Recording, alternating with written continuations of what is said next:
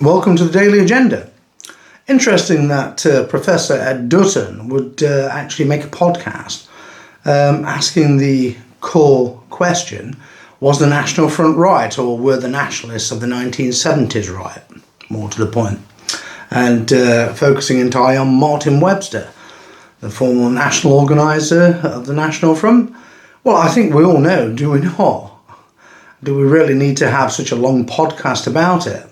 Well, this is not going to be a long podcast. This will get to the point as quickly as possible. Was the National Front right? Well, absolutely. Was the National Front a perfect organisation? Absolutely not. No organisation in the entirety of human history has been perfect. In fact, I don't even understand the concept of perfection in any capacity related to humans, because humans are imperfect by nature. So there we go. I trust that matter's cleared up. I've never met a perfect human being. I've met some who thought they were as close to perfection as you could get. Some even thought they were, but all of it was delusion, quite frankly. And I'm not a perfect human being. I don't strive to be one either. I'm just human, all too human, as Friedrich Nietzsche said. As my wonder and my shadow have reminded me many times. But yes, was the National Front right? Well, look, I mean, I never actually liked the name National Front. I found it too aggressive, too militaristic, to be perfectly honest with you, but I wasn't in the National Front. I never joined the National Front. Even after I left the BNP, I never joined the National Front. I was never interested in joining any political party after I left the BNP. That's just the way it was. But was the National Front right? Yes, absolutely. Were the nationalists of the 1970s right? Yes, they were right. Yes, what they warned about was the coming balkanisation of all of our cities. Enoch Powell, when they have the whip hand over the white man. Well, in the major cities they do, don't they? Whites are now a minority, which gives lie to the whole integration business. That diversity delusion. It was never about integration, about diversity and multiculturalism. It was about making whites a minority in their own homeland, i.e. the Great Replacement. The United Nations document, not a far-right conspiracy theory, I might add. Nothing to do with far-right conspiracies at all. Just a United Nations conspiracy to eradicate white people. That's what replacement migration is. Sorry, it's to look after the ageing population, according to them. How generous. Well, I'm the sole carer for my 90-year-old mother. I don't need any immigrants to look after her. Do you take my point? And I was the sole carer for my father as well, before he died. And no immigrants looked after him. So it all depends on the family, you see. And obviously I have a greater affection for my parents than most families do. Just farm it out to these immigrant carers. Do you get my point? And that is the whole point about the 1970s debacle and the disaster that it led to. The entirely predictable disaster, because it was predicted, in truth. Everyone in the National Front, John Tyndall, Martin Webster, Richard Edmonds, John Peake, all the leading lights of the National Front predicted the disaster that was coming. And now it's here. Some people have said in the comments that, oh, the National Front was our last chance. It wasn't our last chance. It was the best opportunity to curtail this madness before it actually reached the current situation of the lunatic asylum.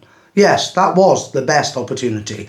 Now, of course, is the last chance with the nativist movement. That's the last chance. Primary balkanisation is what it will evolve into if it's not stopped politically. My own opinion is it will evolve into primary balkanisation, because no one in the centre-right is going to stop it, and the nativists, stroke nationalists, as we're evolving into nativism, I don't believe we'll be able to stop it either politically. I think we will definitely end up in a situation of primary balkanisation. I can't lie to you. I'm not here to spin lies to you. I'm here to tell you what I believe to be the truth based on 35 years of experience in politics and journalism and campaigning. And primary balkanisation is where it ends, in my opinion. But in truth, yes, the 1970s, we don't need just Ed Dutton to ask a question of this nature. Yes, I mean, I think we're all perfectly aware of what Margaret Thatcher did in 1979. She was the ultimate centre-right con artist. Today's ultimate centre-right con artist is Nigel Fake Farage, who should in actual fact be facing another Russian funding investigation after his chum Nathan Gill pleaded guilty, taking one for the team, that is, to accepting Russian bribes to spin information operations using active measures.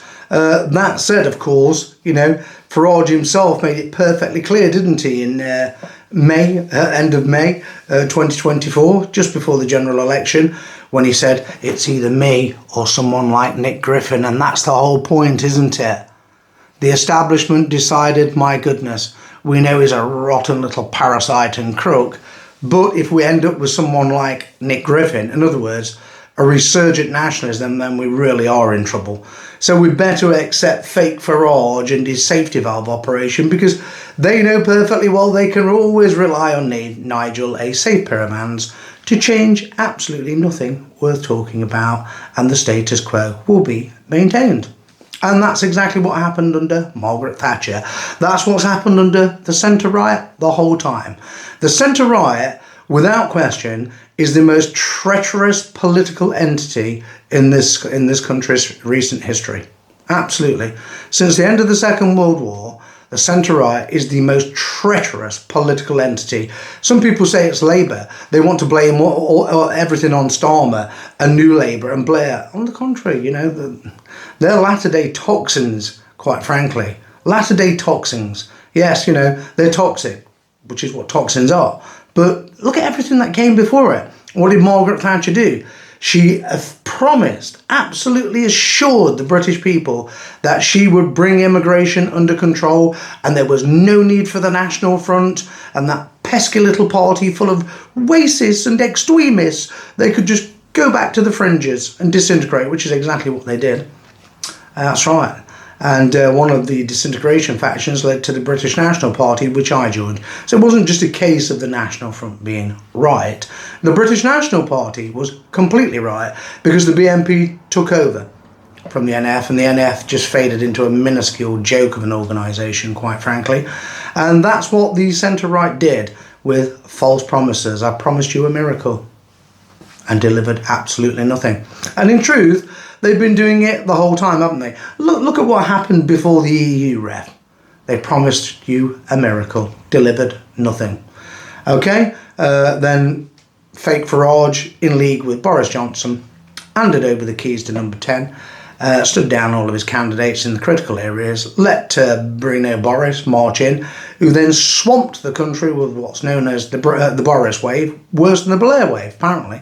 Both of those waves need to be remigrated en masse, no stone left unturned. That's the policy of nativists. That's what we want. That's what we mean by remigration. The entire Boris and Blair waves gone, quite frankly, as well as stopping all illegal immigration and returning all of the illegal invaders. That is our policy.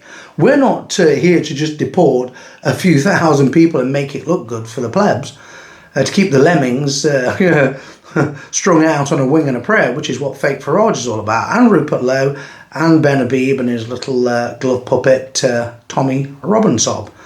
So this is the problem that we have with the centre-right, and it's an ongoing problem. And this is the whole purpose of the centre-right, is to keep everyone divided, organised into factions, and to ensure nationalism, or nativism, as it's now becoming, cannot succeed. And what Margaret Thatcher did in 1979 was deliberately destroy the National Front with lies, false promises, lies.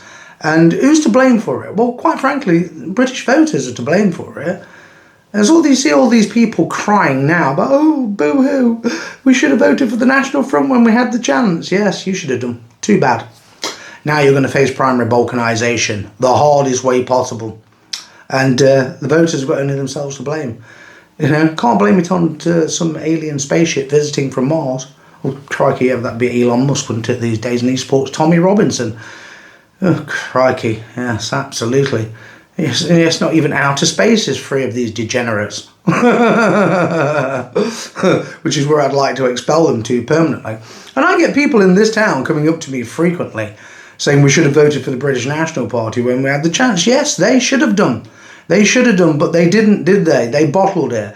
They carried on swallowing the lies of the centre-right, and now they ended up in this situation whereby they're totally and utterly hoovered up into the deepfake reform UK safety valve operation, and that will end in tears and disaster as well, in great failure, all contrived. And within 8 to 9 years, we'll be in primary balkanisation. And then let's just see how much whining and whinging and whimpering they do. Because the simple truth is, the British authored their own misfortune. And whinging about it, and blaming this person and that person, and saying we should have voted for this and we should have voted for that.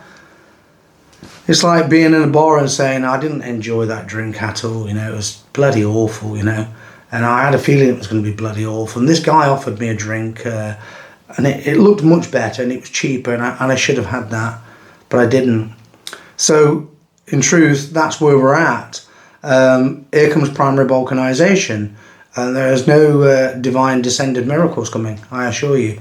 If you're waiting for some invisible friend to come and save you and the nation, then you'll be waiting an awful long time, like forever, because that will never happen. Get ready to do some serious political campaigning. That's what you need to be ready to do. And remember that the principal enemy is the centre-right. The far left, just a noisy little mob funded by the regime, we know that. And the centre-left, well, they'll soon be impotent as well. The real problem is the centre-right. The real enemy is the centre-right. So was the National Front right in the 1970s? Absolutely, of course it was, 100%. But what's the point really of asking that question? The reason why I made this podcast is to ensure that that question cannot be answered by the likes of Ed Dutton alone, who is centre-right. It should be answered by nationalists, by nativists like me. And I hope you enjoyed the answer, and if you didn't, well, that's just too bad. Can't keep everyone happy, can you? Thank you for tuning in.